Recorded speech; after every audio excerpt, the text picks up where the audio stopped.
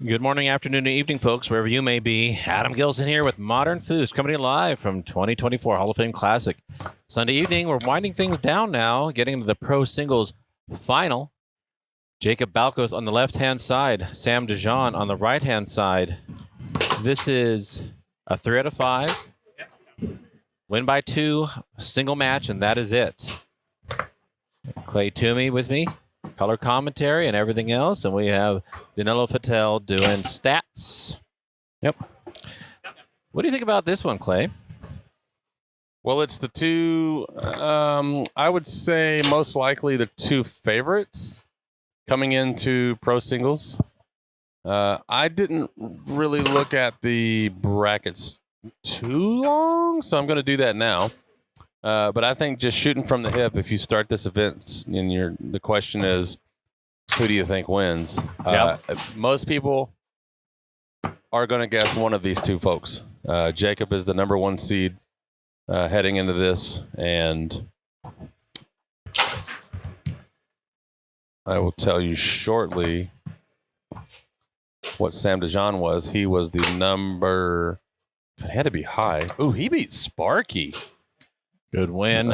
Sam is the number 19. Sam has not been out on tour quite as much as Jacob, and that does affect how high your seed can get.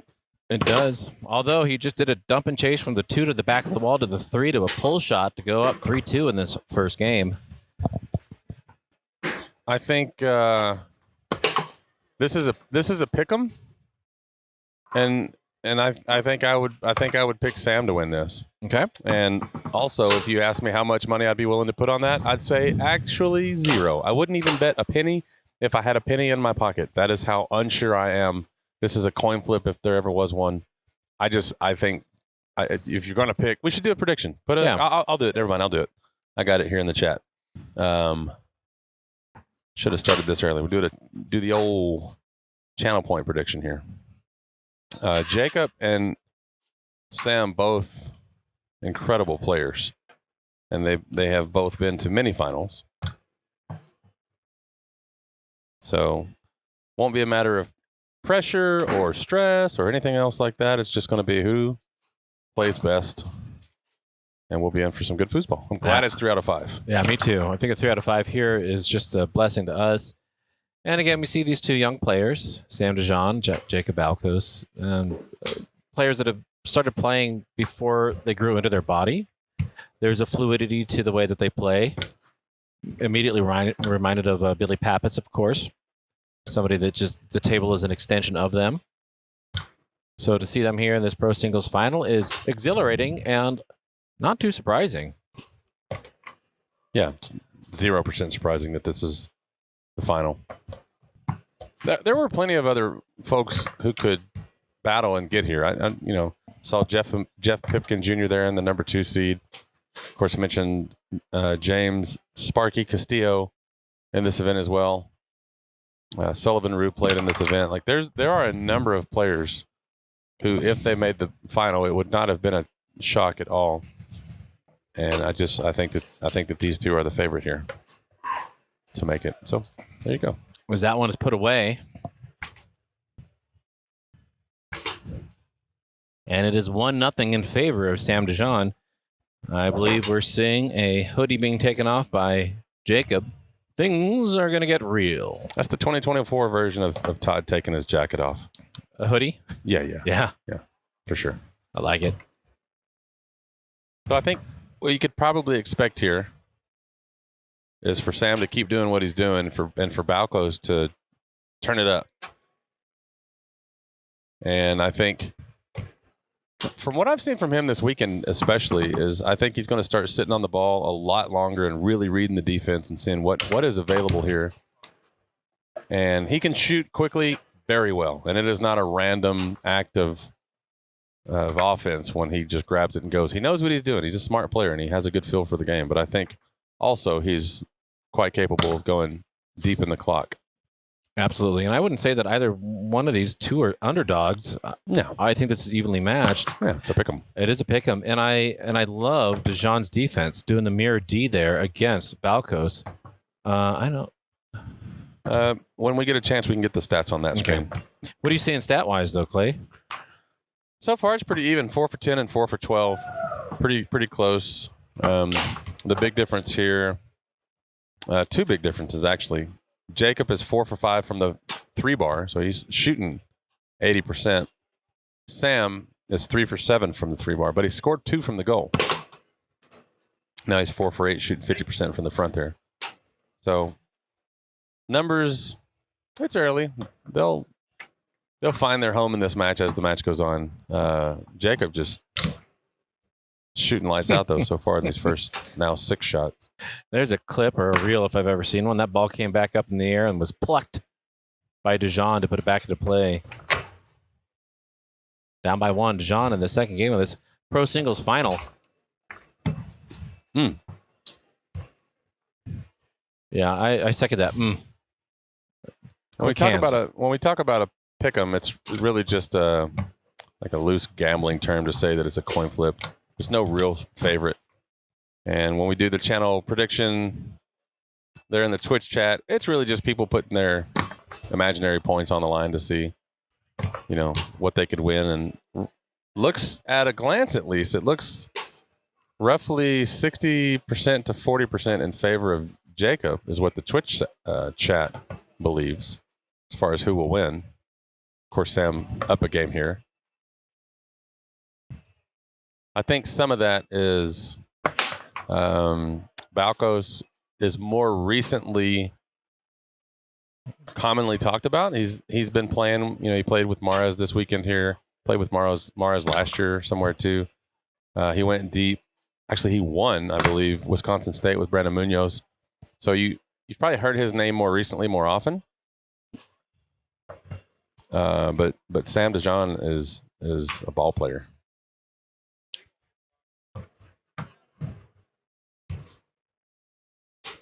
Who I thought retired from foosball a couple years ago. He did. I don't recall. I do recall. It was taking time out, as he posted, school, injury, life, right? Yeah. But now he's back, and we are fortunate to see it. See shots like that, just a tight hole there as that straight goes in, 2-2. Balcos also won South Dakota State with Joe Rhodes. I believe they were heavily favored there. I don't know that the competition was quite as steep as it was at Wisconsin.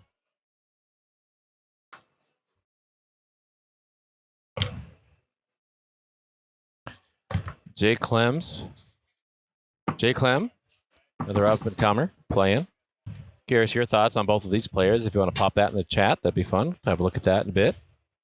Rocking Balcos, Barry's push side goes up 3-2 in this second game. Get a good look at this pull shot. He can hit anywhere. The ball just disappears.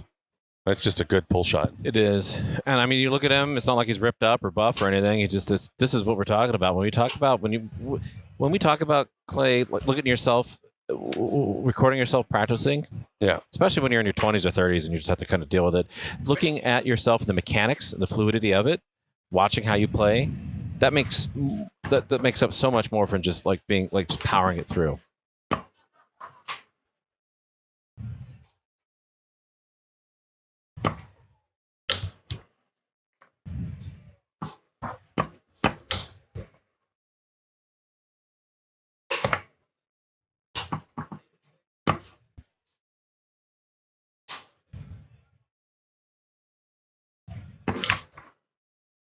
Dijohn is putting up quietly some really good defense back there with that slow, jellyfish-like floating post-over defense. Not like how we see Ryan Moore, the person who really started that, Eric Heltner, do it. But he's floating there, and I love it. Yeah, Jacob started out 5 for 6, and now he's gone 0 for his last 4 on the 3-bar. Still passing pretty good. 8 for 20, now 8 for 21, 38. That's on the bottom end of what's okay.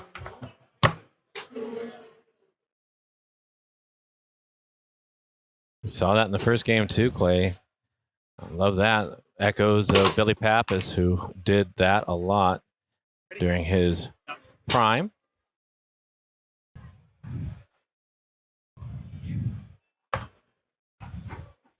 Little 5-bar cam action for you here.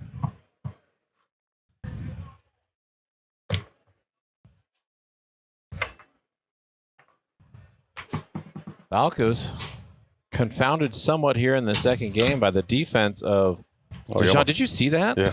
Almost caught that. That's so awesome. Good fake. Dijohn wanting to bury this, put it away.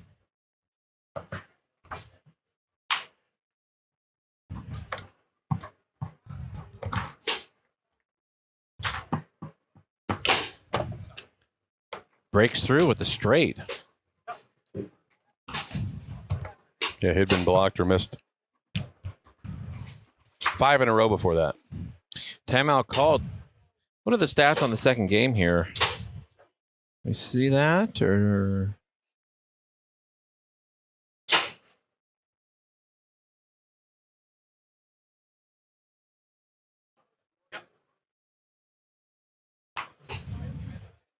just some great shooting there. Dijohn again, another attempt, shooting 67% in the second game. 57 now after that. Continues to attack every single hole. Fist pump. Like that. 2-0 now in game score in favor of Dijohn. You can't really see, but Jacob has vacated the premises. He has completely left the pits. Yeah. Walking around. I love that. Clay, you know what? I don't know if this happens to you, Clay. Oh, he's at the 40. He's at the 45. Yeah. No, literally, he's at the 40. That's table 45 right there that he's walking. Yeah. Oh, he's going over to talk to Carlos Amaya. I love it. He's getting some hints, some help. help. A player mic over there on table 33. That is so cool. Yeah, it's like right there. Yeah. If in these situations, these high tense situations, you leave the table, and I think that serves a cognitive purpose in your brain. Like go try to go to your bathroom or go to your pantry because you try to remember to get something, and you go there and you forget it. That's something that your brain actually does when you go and leave the environment and change it.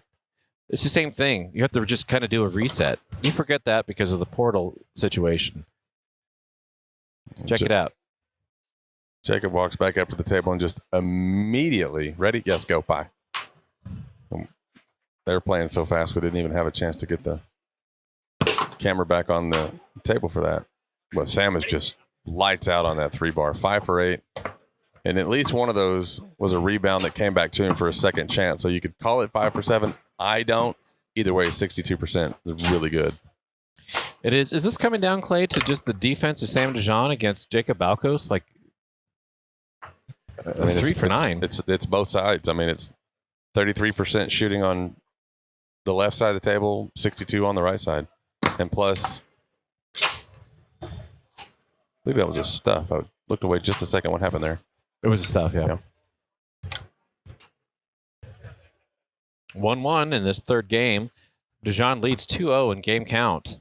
Yeah, I think Sam's just doing his thing and just not feeling any pressure on any rod right now.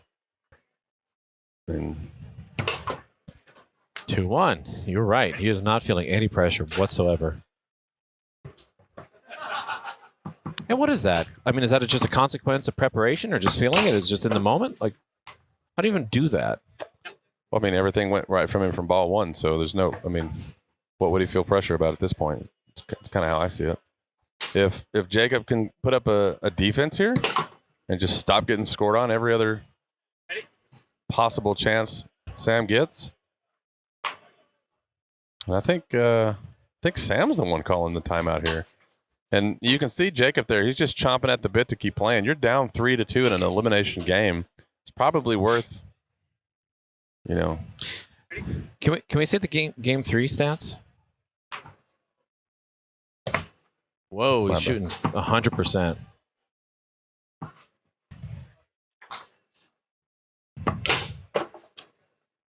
Three. Just keep these on the match stats here.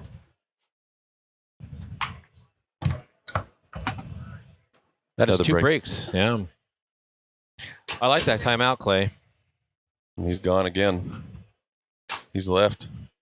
You see him. This time he's just going to get water.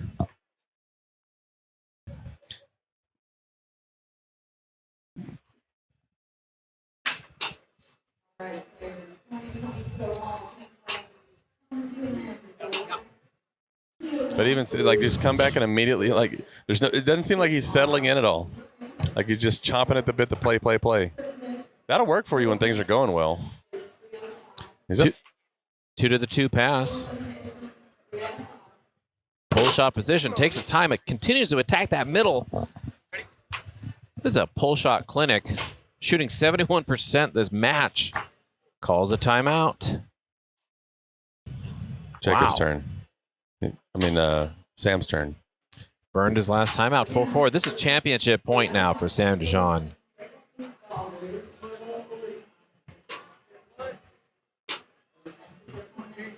So according to the Twitch chat, we're 1 goal away from an upset. According to me, not so much. Just like to rub that in. I get a chance. Balcos to the wall, to the 3, to the rollover position.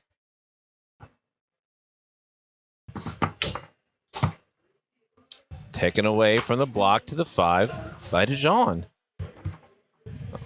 So smooth. Championship point. Dijohn. Buries that long. Sam Dijohn in 3 defeats Jacob Balcos. Sam Dijohn is your pro singles champion at the 2024 Hall of Fame Classic.